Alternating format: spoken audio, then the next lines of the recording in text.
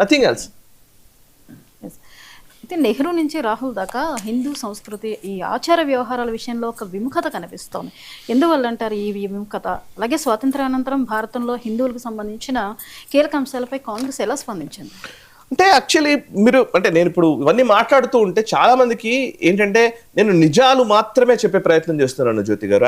నాకు వేరే మతాల పట్లనో ఇంకోరి పట్లనో కొంచెం కూడా ద్వేష భావన కోపము ఏదీ లేదు.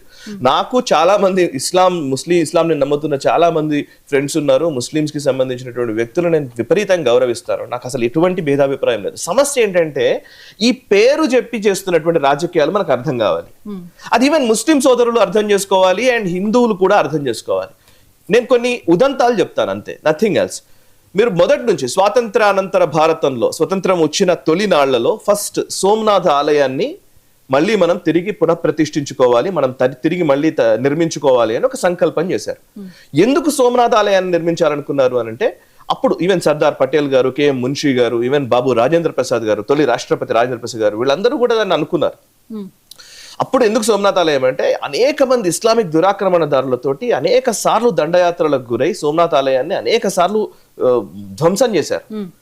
మళ్ళీ అక్కడ ఆలయాన్ని పునఃప్రతిష్ఠించుకోవడము అని అంటే కనుక ఆ పాత దురాక్రమణవాదులకు సంబంధించిన చిహ్నం కాకుండా ఈ ధార్మిక చింతన రావాలి అనేది ఒక ఉద్దేశం. అది జ్యోతిర్లింగం, చాలా అద్భుతమైనటువంటి క్షేత్రం.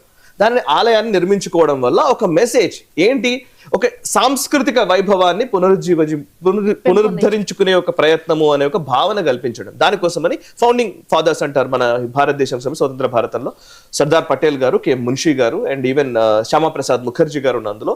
అండ్ శ్యామప్రసాద్ ముఖర్జీ గారు కాంగ్రెస్ పార్టీ మంత్రి అప్పుడు. అండ్ డాక్టర్ బాబు రాజేంద్ర ప్రసాద్ గారు వీళ్ళందరూ చేశారు. కానీ నెహ్రూ గారు దాన్ని అడ్డుకునే ప్రయత్నం చేశారు. నెహ్రూ గారు మనం వెళ్ళకూడదు అన్నారు.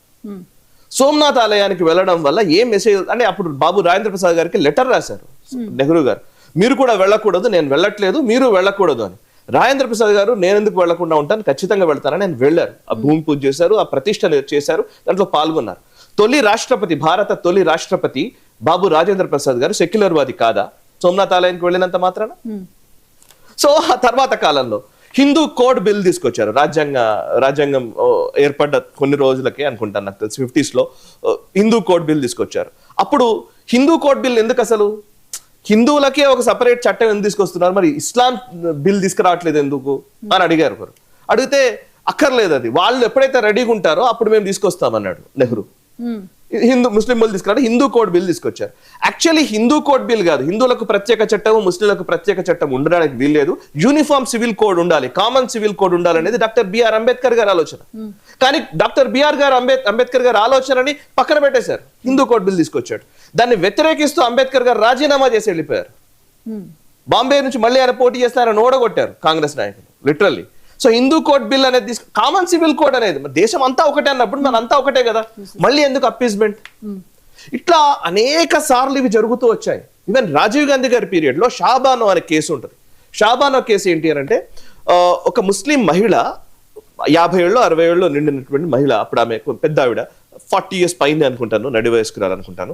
సో ఆమెకి తలాక్ ఇచ్చారు, ఒక భర్త తలాక్ ఇవ్వడంతో ఆమె సుప్రీంకోర్టు దాకా వెళ్ళి నాకు నష్టపరిహారం కావాలి, అలిమనీ కావాలి అని అడిగితే సుప్రీంకోర్టు ఇచ్చింది, ఎస్ ఆయన నిజంగానే నష్టపరిహారం ఇవ్వాలని. ఇది మా ముస్లింలకు విరుద్ధము, మేము ఇవ్వడానికి వీల్లేదు, మేము తలాక్ చెప్పుకునే అధికారం మాకు ఉంది అని ముస్లిం లాబీ ఒత్తిడి తీసుకురావడంతో రాజీవ్ గాంధీ గారు ఏకంగా పార్లమెంట్లో ఆర్డినెన్స్ తీసుకొచ్చారు. సుప్రీంకోర్టు మహిళకు న్యాయం చేయాలని చెబితే ఈయన ముస్లింల పక్షాన నిలబడ్డాడు రాజీవ్ గాంధీ, బికాస్ ముస్లింలు నొచ్చుకుంటారు కాబట్టి అని.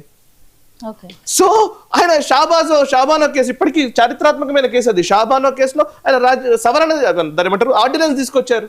అంటే ఏం అప్పీస్మెంట్ ఇది, ఎందుకు అప్పీస్మెంట్ చేస్తున్నారు? ఈవెన్ నేను సోనియా గాంధీ గారి విషయంలో కూడా అనేక సార్లు, ఇప్పుడు యూపీఏ ప్రభుత్వం టైంలో రామసేతు విషయంలో సుప్రీంకోర్టుకి వెళ్ళారు. అప్పుడు ప్రభుత్వాన్ని సుప్రీంకోర్టు అడిగింది, రామసేతుకు సంబంధించి మీ అభిప్రాయం చెప్పండి అని.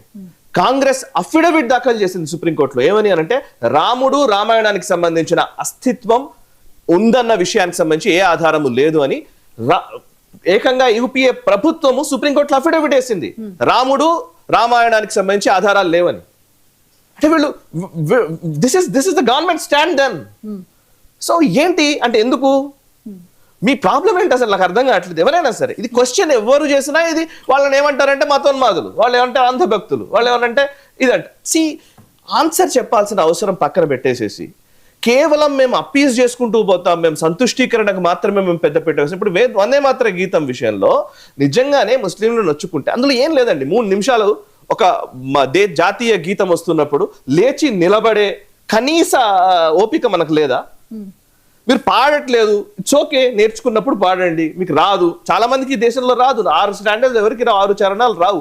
రానంత మాత్రాన గౌరవాన్ని ప్రకటించడంలో తప్పేముంది? నీ భక్తి భావనకి దేశానికి ఏంటి సంబంధం? నేనేముంది 3 నిమిషాలు నిలబడి జస్ట్ నా వినమ్రతని, నా గౌరవాన్ని ప్రకటించడం కూడా నా మతానికి విరుద్ధమా? ఇలా అయితే అమెరికాలో ఉన్నవాళ్ళు లేకపోతే వేరే దేశంలో బతుకుతున్న హిందువులు ఏం మాట్లాడాలి? సో ఇది కనీస స్పృహ. సో దానికి కూడా మనం ఏదో లేదు మా ముస్లింస్ నొచ్చుకుంటారు కాబట్టి మనం మాట్లాడడానికి వీల్లేదు, ఇది చేస్తారు కాబట్టి మనం మాట్లాడడానికి వీల్లేదు, ఇది అవుతుంది కాబట్టి మనం మాట్లాడడానికి వీల్లేదు. No, it is not like that. ఈ దేశంలో ఉండే ప్రతి ఒక్కరికి హక్కులు ఉన్నాయి. ప్రతి ఒక్కరు ఇంకొకరిని గౌరవించుకునే ఒక సుహృద్భావ వాతావరణం ఈ దేశంలో బిల్డ్ అయి ఉంది. దీన్ని మనం కాపాడుకోవాలి. ఇదా చేస్తే కాశ్మీర్ నాశనం చేసుకుంటూ వచ్చాం. మనం కాశ్మీర్కి ఏం చేసాం? ఆర్టికల్ 370 ఇచ్చాం.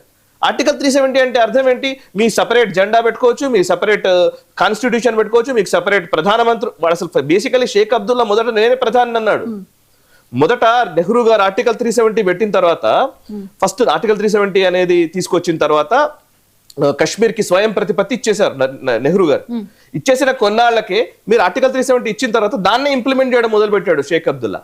షేక్ అబ్దుల్లా ఏం చేశాడు? నెహ్రూ అండ్ షేక్ అబ్దుల్లా ఇద్దరం ఒకటే అన్నాడు. నువ్వు భారతదేశానికి ప్రధానివి, నేను జమ్మూ కాశ్మీర్కి ప్రధానిని అన్నాడు. అక్కడ నెహ్రూ గారికి అహం దెబ్బతింది. అప్పుడు షేక్ అబ్దుల్లాని అరెస్ట్ చేశాడు. అప్పటిదాకా షేక్ అబ్దుల్లా మంచివాడు. ఎప్పుడైతే షేక్ అబ్దుల్లా నేను ప్రధానిని అన్నాడో అప్పుడు నాకు అర్థమైంది. అయితే ఇదే విషయాన్ని 1952లో శ్యామప్రసాద్ ముఖర్జీ గారు అన్నారు. ఏక్ దేశ్ మే దో ప్రధాన్, దో నిషాన్, దో విధాన్ నహీ చలేగా. ఇది ఆయన నినాదం.